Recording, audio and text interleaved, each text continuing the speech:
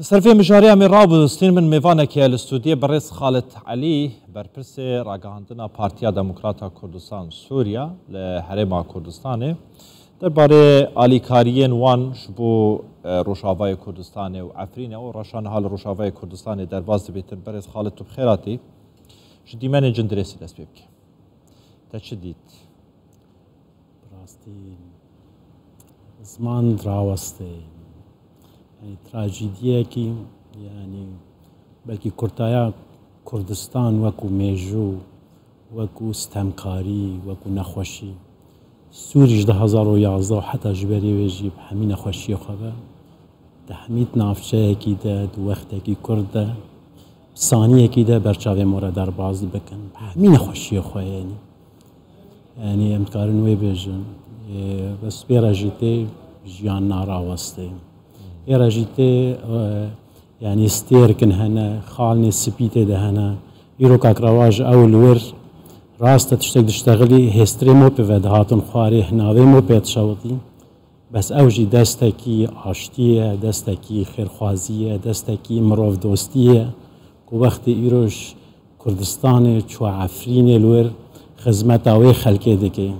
كردستان وكو جغرافيا گلكيش عفرين دوره بس در هر نزیک عفرینه هولیر بو کردستان بو دزگاه خیرخوازی برزانی بو سروک برزانی بو نه بس بو کرد عفرینه بو عربا بو همو بکات دوره به خودی تنش دنیای همیه شیو ان خو به خودی دیتن ج همو جیرانا ج همو کسا وقت سروک برزانی او بریاردا او خوشواره دیتا خودی و اواجی او شواره دیتن خودی يعني صاني كاك خالد افتي من انها لعفرينه لجندريسي تنديتن نتن الكردستان يعني تنديتن لسر اصل جهان تنديتن لكوربند ومحفل جهان تنديتن لداويتن كرد بهوارا كردان شون تن سروك بارزاني يعني بهوارا كردان شون روشاوای كردستان هر چاوا بيتن زحمتين گلك زور داجي لآريكاري گاندن دستی هاولاتیان اللي قوماون جندريسي وعفرين وروشاوای كردستانه يعني في هلوست دزگه خيرخوازي بارزاني سروك بارزاني يا حكومة حرم كردستان سروك وزيران چوا نرخينن شو يعني سپاسيد بجم سرحمي آستهات يكرن بس كردايتي بيناسك جيرا دفي يعني قالك بحسا كردايتي يتكن قالك بحساويت كن نونراتيا كردايتي يدكن سر آستی جهانی نه بس سر آستی کردستان. الفر پرسیار اوه کردایتی چیه؟ کردایتی اوه دل کردا خودی در کفی. گلک هود ننجوا گل کی بلند تربون گاک عباس. ایرو نه رفتار هیا نه دنگ هیا، بلکی خش هیا شو هکسای. ایرو کردایتی دیاره کردایتی به بها. روزن تنگانه دادیار. به بها به قیام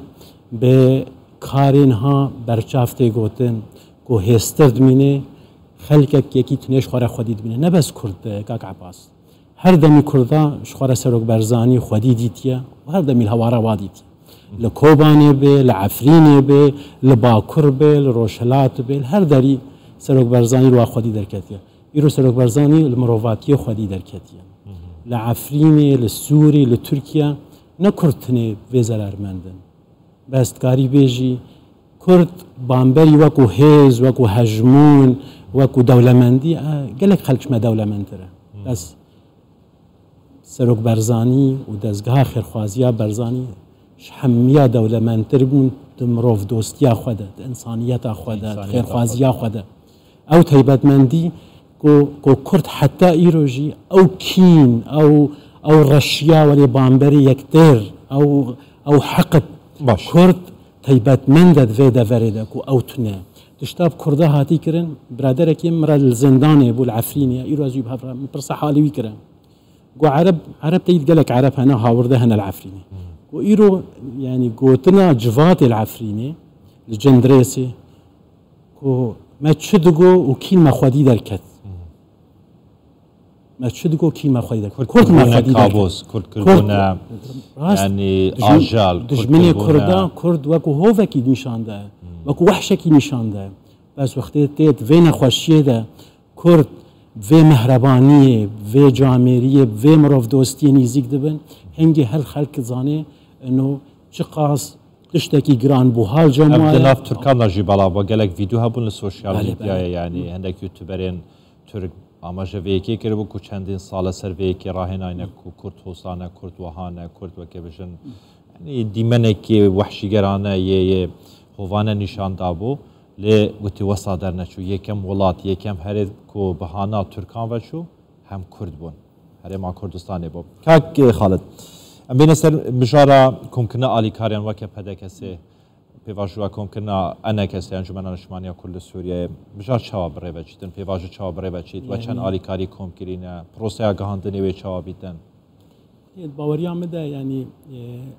كاري سپر مزنه كاك عباس يعني كاك برادرا بيشان ها مثلا دوباره بوي العرضه بون قالك تشتي تراجيدي قوتن بس تشتي مودديتا اخافتني برماسترن يعني تشتا بيويزجي يعني هيزكي برمازن جيرات في بس الفر ام وكو كردستان السوري وكو بارتي ديمقراطي كردستان يعني امكارن بيجن ام برانك ديتر لي بحث بكنا يرو وقت كرد السوري حمي خبين عفريني وقت كردستان حمو خبين خلق عفريني وجندريسي او دولمندي كي برمازن خلقك إيشكي برمازن كربو كوما حمية ترتو بلاف بكيجم إيرو فين خوشي بحمي إيش خواب بحمي مقدور بونا خواب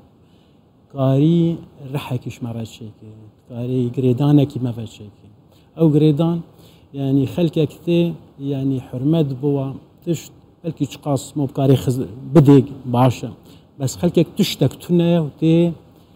دبخشي حقر يما رجع بن يباشور بن وإذا بريدي حميد اسكالي تهديك شمارا قرنجي كي برمازنا تشتكي ترها ما مستا يعني إيرو أفتشتي إيرو تشيبوين تيبات حست يعني أف شونا دزجه بهتر لور وكو هذا السياسي الكردستان السوري كرن بيشيا برسيارة كي مازنده بريارة كاد بوستاندن برينها انه دوی تفکر سیاسی و کو انجمن سروکاتی انجمن اجتماعی کردی بریاره که بونو دوی کس نچه عفرینه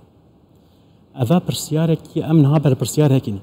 قالوا افتشتها يرو تفكرا كردي لكردستان سوري كديا بيشيا برسيارة كي ام حوجي لي فكرا كينا قالوا دفيام ديربن ان دفيام نيف خلقي خدها يرو ام حميل طنشتاك وهاج بالويدي كاك رواج بالويدي ام ودي اورغانيزا بكن هفالي مالور هنا بس نبوي رنجي ام بحث دكنا باشا وقت يرو رخصتن حميل لي خدي در كبي بك برسيار باشا خبات باشا يعني ام جدير وبنا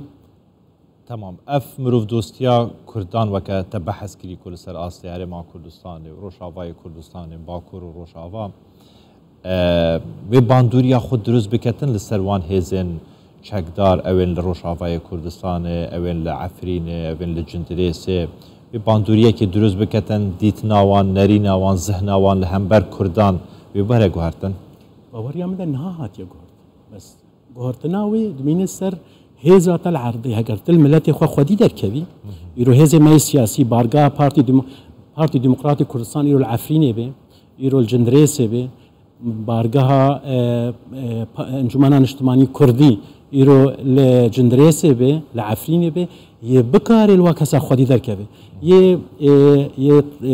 ايشان هبه تعداي هبه بس وقت تهبي وكو هذا سياسي الور مجلس انجمن اجتماعي كردي بشكل كواليسيوني جبوتش العفريني جبوتش الخدي خلقي خودين ادر كافي جبوتش ايرو او تعداي الكرد كي تشبول جندريس جبوتش انجمن اجتماعي كرديناشي ناب افوقاتي ويناشي برجريلي ناكده ام بيويستن ام وگرن ادبجم پیاما جناب سروک پیاما چونا خیرخوازیا برزانی الور و کار الور کری و او باندورا شوي كاري دركاتي جو كردان يعني برسيارك الفرا ما مستا بس هجر دهساني كبه يعني كسي باور نذكر وقت كارواني خيرخوازي هري بآل كردستاني ما مستا اف كردستان السوري العفريني اف شورش اف حوجه هزي نتاوي كردي هز بارتي ديمقراطي كردستان برهم هينان تدبك ام بيستي بينا برس خالد علي برپسی راگاندنا پارتیا دموکراتا کردستان سوریا لهرما کردستان الاستودیت گلما وی گلکی سپاس سرکفتی بچه